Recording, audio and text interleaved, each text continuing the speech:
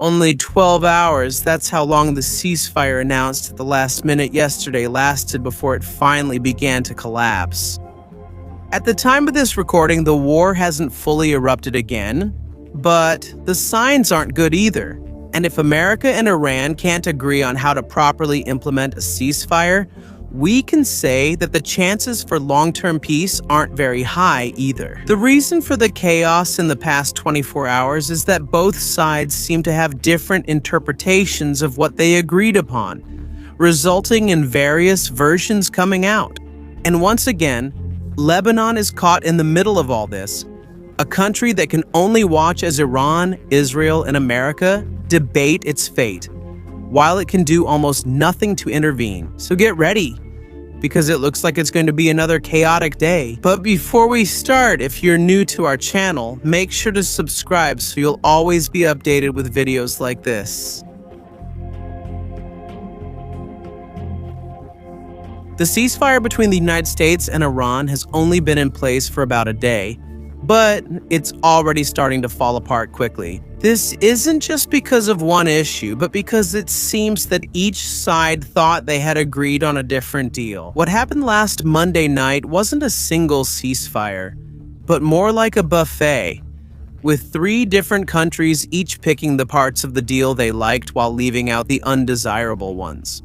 After the Prime Minister of Pakistan posted on X yesterday before Trump's own deadline, he said that the United States and Iran had agreed to an immediate ceasefire in all areas, including Lebanon and others, which would take effect immediately. For a brief moment, it seemed like there was hope that it would hold, even if only temporarily for the 2 weeks covered by the ceasefire. This would never be the end of the war, but it could be a way to buy time for negotiations.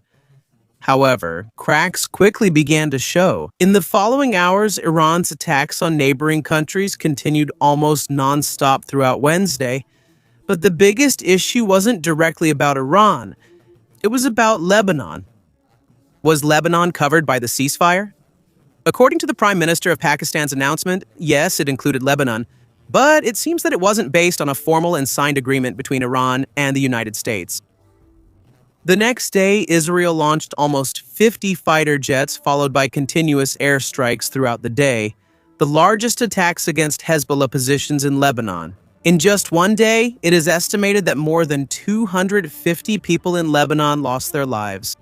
Netanyahu's statement was clear. The U.S.-Iran ceasefire does not include Lebanon. According to him, Israel still has many objectives against Hezbollah, and they will not stop. Amid the growing confusion, Trump endorsed that position, saying that because of Hezbollah, Lebanon was not really included in the agreement. But that will also be fixed. This is where everything finally began to fall apart. Iran was forced to choose between its own security and its allies in Lebanon, and, according to reports, they even threatened to close the Strait of Hormuz again if Lebanon was not included. Meanwhile, a speaker of Iran's parliament said that 3 of Iran's conditions have already been violated. It's important to understand these conditions because they show just how wide the gap is between the two sides. It's like what happened here, a kind of international diplomacy where everyone rushed to submit homework right before the 11:59 p.m. deadline, and as expected, the result isn't perfect. Even in the earlier proposals, you can already see how big the gap is. The U.S. sent a 15-point plan with strict conditions, limits on Iran's missile program, complete dismantling of the nuclear program, and other tough demands. Iran responded with their own 10-point plan, which was the opposite: complete sanctions relief, recognition of control over the Strait of Hormuz, and reparations for the damages of war. In short, both sides had unreasonable demands. As the deadline approached, Iran sent a revised version that has not yet been released to the public. They said it was enough for Washington to agree to a temporary ceasefire and start real negotiations. They even called it a workable basis on which to negotiate. Sounds good, right? But as always, what could possibly go wrong? Welcome to the year 2026, the year that continues to bring chaos. While the world tries to clarify what the agreement really contains, Iran declared its victory and said this is proof of their strength against America. But the White House did not accept this. According to Press Secretary Caroline Leavitt, The proposal is fundamentally unserious, unacceptable, and was completely rejected by Trump's team. At the time of recording, there are at least 2 and possibly 3 versions of Iran's proposed agreement circulating. As for Iran, they support their statement not only with words but also with actions. They have almost closed the Strait of Hormuz to maritime traffic again. So it opened last night but immediately stopped again as Iran tightened their conditions regarding Lebanon. According to the Lloyd's List report, 2 to 3 ships have crossed in the past 24 hours, but none of them were oil tankers. Iran's warning is clear. They are ready to use force to keep it closed. They even issued radio warnings that any ship entering without permission may be destroyed. So the situation is back to square one. As for the United States, as of this writing, they have not formally re-entered the war, but it's clear that could change at any time. The purpose of the ceasefire for Washington is to restore at least a partial flow of trade while negotiations continue. But if Iran continues this stance in the coming days, it's hard to see how this can last much longer. President Trump has also warned that war could possibly resume if Iran does not comply with what he calls a real agreement. There's another important question. Was the confusion about Lebanon just an accident, or is it really part of a deeper plan? According to the New York Times, the White House saw and approved at least one of Pakistan's statements before it was released. Not the actual ceasefire announcement, but the earlier request to extend Trump's deadline. This means that the communication between Washington and Islamabad was more coordinated than initially thought. If that's the case, it's hard to believe that mentioning Lebanon in the announcement was just a mistake. Separately, CNN reported that an Israeli source said Jerusalem and Washington coordinated to reject Iran's demand to include Lebanon in the ceasefire. But despite this, many things are still unclear. There is no single official document that everyone can refer to, which has only made the confusion worse. And even Pakistan has been affected. It's also notable that in the first statement of Iranian Foreign Minister Abbas Araghchi, Lebanon wasn't even mentioned. A strange detail considering how big a role it would later play. U.S. Vice President J.D. Vance said this was simply a misunderstanding between the two sides, but he insists that Lebanon was never part of the agreement. Whether this was an accident, a tactic, or a mix of both, the result is the same. There is no clear agreement, and everyone has a different version of the same deal in mind. And because of this, war could possibly break out again. Most notably being ignored or sidelined in this discussion is the government of Lebanon, which is once again being left out while Hezbollah, Iran, and Israel appear to be deciding the country's future. President Joseph condemned Israel's attacks as barbaric, but because of the ceasefire issue, Beirut is in a dangerous situation. According to the report, Prime Minister Najib Mikati said that Lebanon will not accept anyone negotiating on their behalf. This was also emphasized by the Foreign Ministry, which said it is clear that Lebanon speaks with one voice, its own. However, despite this, it seems like the situation is coming from 2 different directions at the same time. Iran included Lebanon in their ceasefire demands, not out of direct concern for Lebanese civilians, but to save the remaining influence of their proxy forces.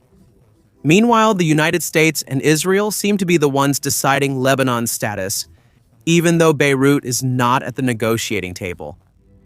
It should be remembered that Aoun repeatedly offered direct negotiations with Israel, a major shift in the country's history, as it has long refused to talk to Jerusalem. According to Israeli officials, they see an opportunity to weaken Hezbollah before they are forced to stop due to any broader agreement. They also reportedly have plans to establish a semi-permanent buffer zone in the south of the country, and it's clear that they do not expect the opportunity to attack Hezbollah-controlled areas in Beirut to last long. For Iran, Hezbollah is not just a simple proxy force.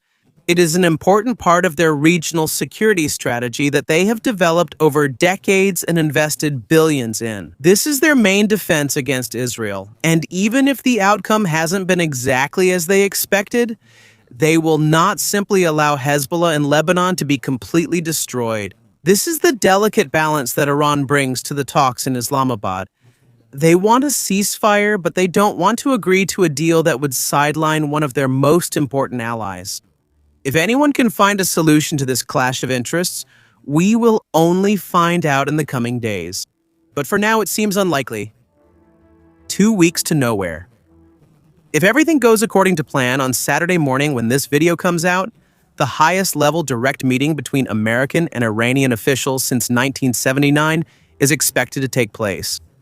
The American delegation includes Vice President J.D. Vance, Special Envoy Steve Witkoff, and Jared Kushner, while on the Iranian side are Parliament Speaker Mohammad Ghalibaf and Foreign Minister Abbas Araghchi.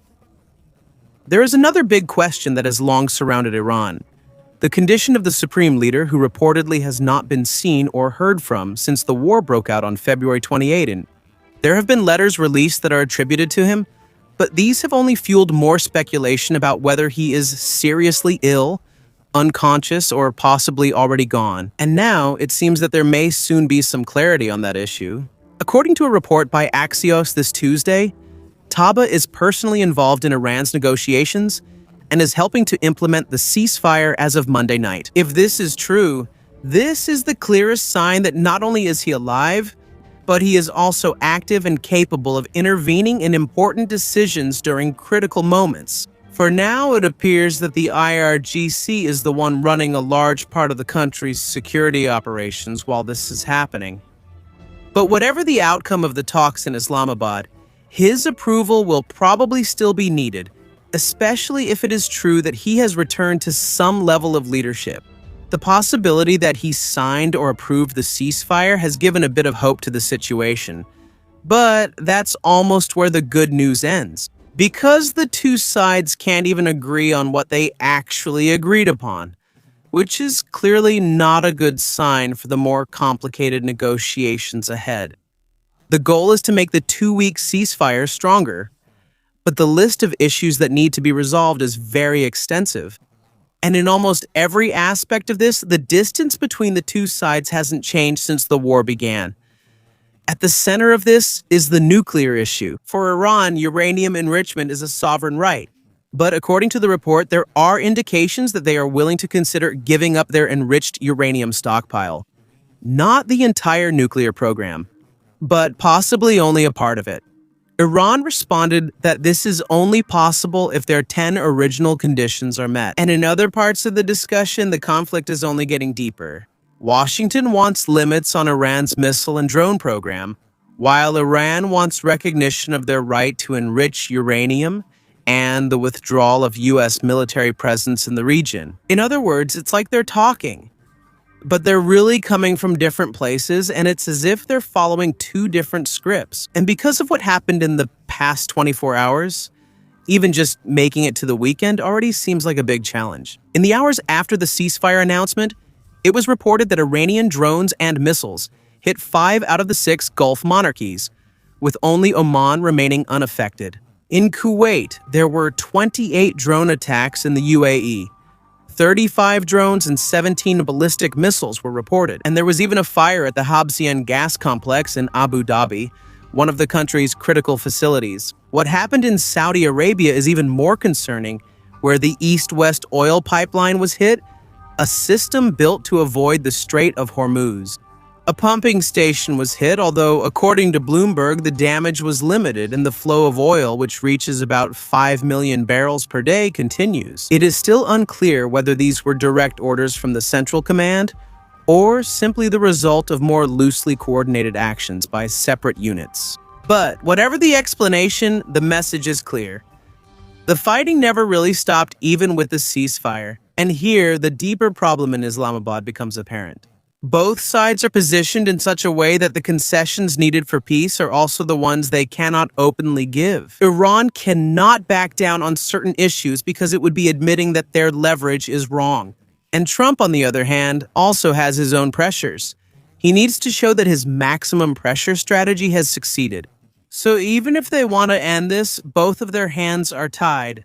And for now, the so-called total and complete victory seems like just a story that hasn't been proven yet. On Saturday, we'll find out if there's really an agreement, or if the next 2 weeks will just be another countdown to a fresh escalation of the crisis.